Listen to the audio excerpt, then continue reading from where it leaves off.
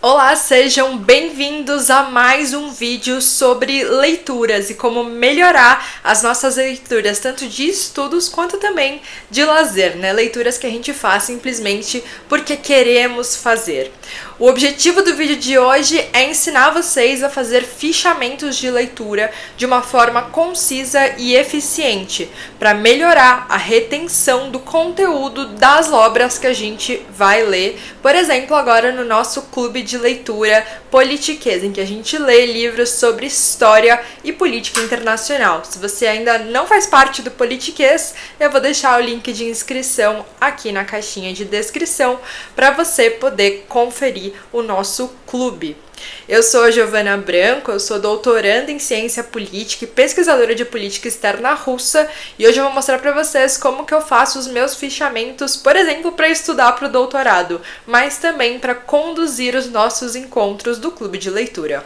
Toda vez que a gente faz uma leitura, por exemplo, de um livro físico, ou como eu mostrei para vocês no livro sobre leituras ativas e críticas no iPad, no computador, normalmente a gente faz anotações ou pelo menos grifos ao longo do texto.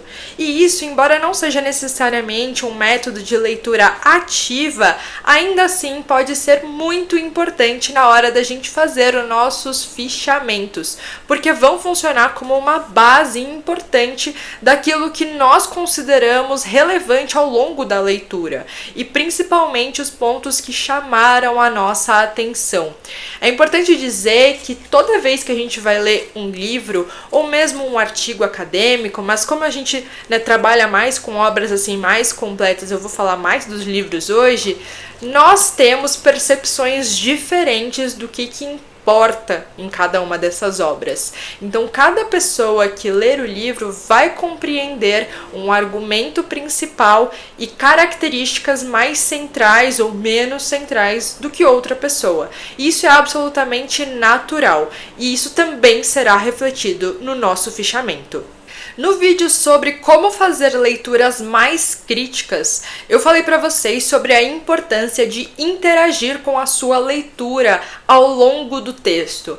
Então, tanto em versões digitais, como foi a que eu mostrei para vocês naquele vídeo, quanto em livros físicos, é importante sim grifar, que seria um método passivo de leitura, mas também fazer anotações nas margens do livro, de forma que são as suas percepções, as suas correlações referentes a essa leitura. E no caso dos livros físicos, a vantagem é também poder colocar algumas tags assim na lateral do livro, que vão nos condicionar depois da leitura a ir direto para os pontos mais importantes. Eu entendo que olhando assim a princípio parece que tem muita coisa anotada, muita coisa importante e é mais difícil até de identificar então por onde começar. Mas isso daqui, este processo de leitura vai nos ajudar depois a fazer o nosso fichamento. Então vamos começar o vídeo de hoje dizendo sobre o que são fichamentos de leitura. Os fichamentos nada mais são do que resumos mais completos sobre uma obra que deve ser lida e compreendida, relembrada no longo prazo. A gente tem vários estudos que mostram que, no geral, as pessoas esquecem de discursos ou mesmo textos lidos, aproximadamente 90% é esquecido após 30 dias depois que este discurso foi ouvido ou que o texto foi lido. Então a nossa capacidade de retenção é de fato muito limitada. Por isso, uma das principais técnicas de estudo atualmente verificadas pela ciência é o que a gente chama de active recall, ou algum tipo de retomada ativa do conhecimento, que é nada mais do que um exercício de memória. Uma outra forma da gente fazer esse active recall e estar sempre em contato com a nossa leitura, e não apenas uma forma de contato difícil e longa como reler um livro inteiro, mas sim uma forma de contato mais direta ao ponto, mais concisa, é justamente através dos fichamentos. Os fichamentos, no geral, são feitos ao final da leitura. Podem ser feitos, por exemplo, ao final da leitura de cada um dos capítulos do livro, ou como eu particularmente prefiro fazer, ao final de toda a leitura da obra, quando eu já compreendi quais são os objetivos do autor e quais são os principais pontos daquele livro. O fichamento, portanto, é um resumo expandido daquela obra. E é importante dizer que, no geral, as pessoas têm muita dificuldade de fazer resumos, porque o que as pessoas, no geral, compreendem por resumos é simplesmente uma cópia de trechos do livro. O nosso objetivo ao fazer o fichamento não é simplesmente retomar cada um dos post-its e transcrever as partes que foram grifadas. Isso também pode estar no seu fichamento. Mas mais importante do que transcrever partes importantes do livro é você adicionar os seus pontos importantes e as suas percepções, as suas conexões nesse fichamento.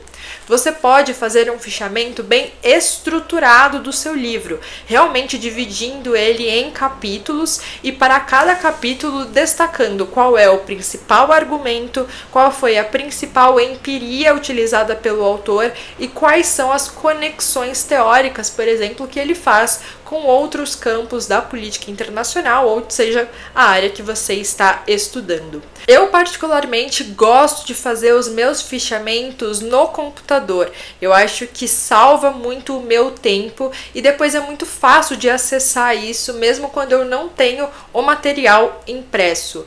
Até porque a grande maioria hoje das leituras que eu faço também são online. Então essa parte de transcrever alguns textos importantes fica muito mais rápida, muito mais fácil quando eu faço isso direto no computador. Mas mesmo quando eu digito todo o meu fichamento, eu coloco de uma forma muito clara também as minhas próprias percepções dos textos que eu decido transcrever. Uma outra forma de fazer fichamentos, caso você prefira fazer tudo à mão, e de fato existem vários estudos comprovando que isso é muito melhor para a retenção das leituras no longo prazo, é ter um caderno de fichamentos, em que você pode colocar o título do seu livro lido, ou mesmo de um artigo, e escrever à mão os principais pontos daquela obra. Obviamente, quando a gente vai fazer esse tipo de fichamento aqui, é muito mais difícil de transcrever textos inteiros, mas o que você pode fazer é colocar no fichamento escrito a ideia geral daquele capítulo, por exemplo, ou pelo menos dizer argumento principal e qual é o argumento, e colocar a referência da página. Eu fiz, por exemplo, esse fichamento aqui que funciona basicamente por tópicos, em que eu coloquei aqui na lateral do meu caderno a referência de cada uma das páginas do livro e depois a ideia central daquele trecho. Isso quer dizer que quando eu abrir o meu livro e eu começar a bater essas informações, o que está naquela página, que é a mesma página que eu coloquei aqui, vai ter principalmente esta ideia central. É uma forma muito mais rápida de se fazer um fichamento. Mas eu diria que isso aqui é muito dependente de você também ter o seu livro à mão o tempo inteiro. Para os nossos encontros do clube de leitura, por exemplo, talvez seja muito mais prático ter um caderno de leituras em que você coloque apenas as ideias mais centrais ou as coisas que te fazem chamar mais atenção. Você pode fazer esquemas, por exemplo, ou pequenos mapas mentais que também vão te ajudar a compreender o assunto geral daquele texto, já que talvez vocês não precisem de fato estudar tão a fundo aquele livro. No caso do doutorado, eu faço fichamentos que são realmente muito completos, que chegam a ter 30, 40 páginas cada um. Mas é importante dizer que esses fichamentos muito longos normalmente também são referentes a obras muito longas, de 300, 400 páginas. Então, no fundo, eu estou ali otimizando o meu tempo e se no futuro eu precisar consultar esse fichamento, eu vou consultar praticamente 10% de toda a obra que eu já li por completo. Eu espero que esse vídeo tenha ajudado vocês e que vocês consigam fazer fichamentos de leitura, mesmo que simples e mais direto ao ponto, como esses que eu faço à mão, para ajudar vocês a reter o conteúdo das leituras e acessar as informações principais de uma forma mais rápida e prática. Muito obrigada e até o próximo vídeo!